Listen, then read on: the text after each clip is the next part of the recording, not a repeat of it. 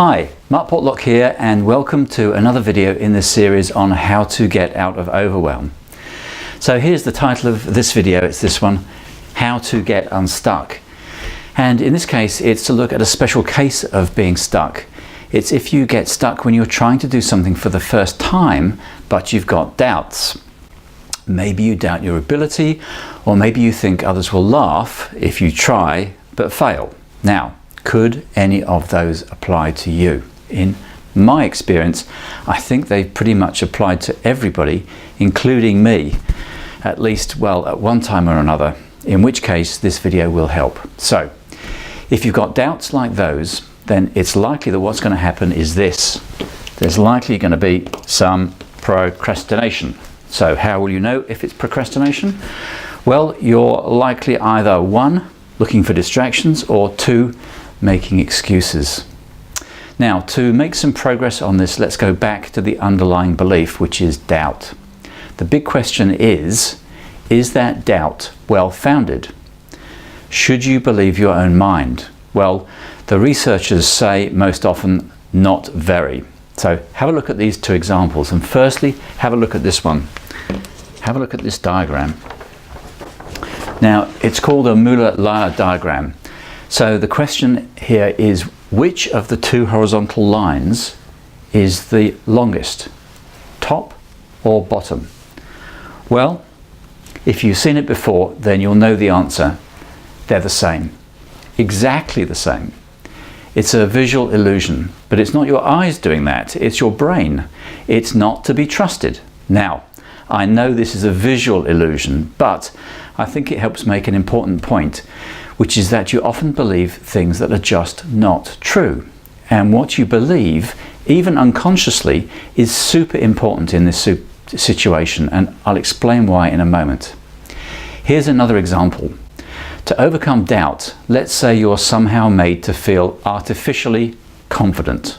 What happens? Well, we already know the answer because of what happens with placebos in medicine. Now, placebos are tablets and the like that are completely neutral. They've got no medicine in them at all. Yet, when patients take them, they work. They actually get better.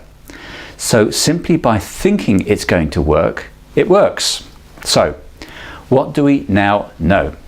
It seems fair to say that firstly, you can't reliably believe what you think. Secondly, your mind can be tricked, and in a way that's good for you. So, do those things matter? I think they do. What beliefs you hold about your abilities are very, very important. I like how Henry Ford put it. He said, whether you think you can or whether you think you can't, either way, you're right.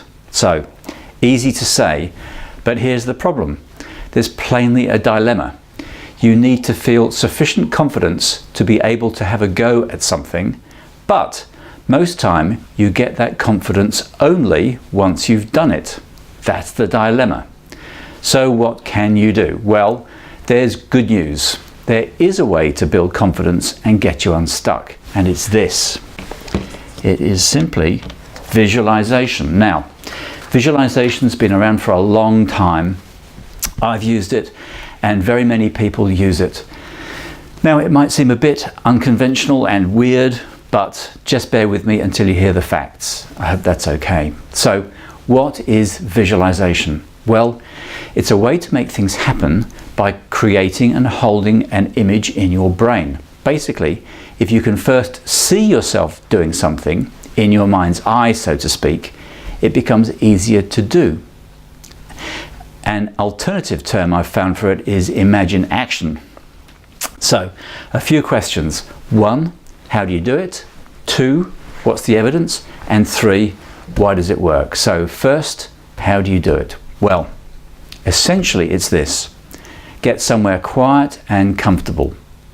Relax with your eyes shut until you get into a receptive state. Then, picture yourself either 1, doing what you need to do to get what you want, or alternatively 2, picture yourself having achieved it, then come back out of it. Now, there's more to it than that, and you can message me if you want a data sheet. Second, what's the evidence? Well, there's plenty of it.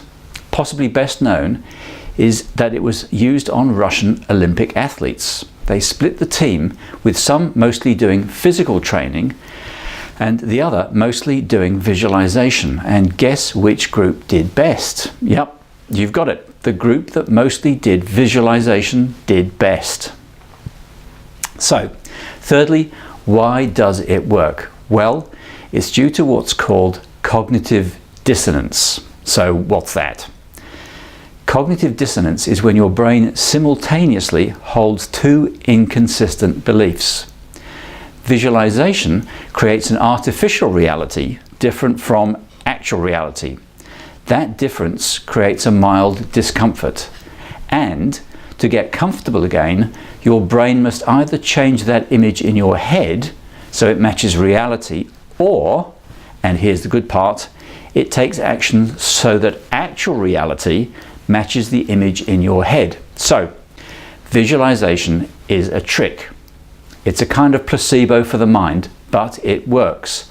And now you can use it too to help you get unstuck, get things done, and feel less overwhelmed. So, that's it from me. Until next time, thanks for watching.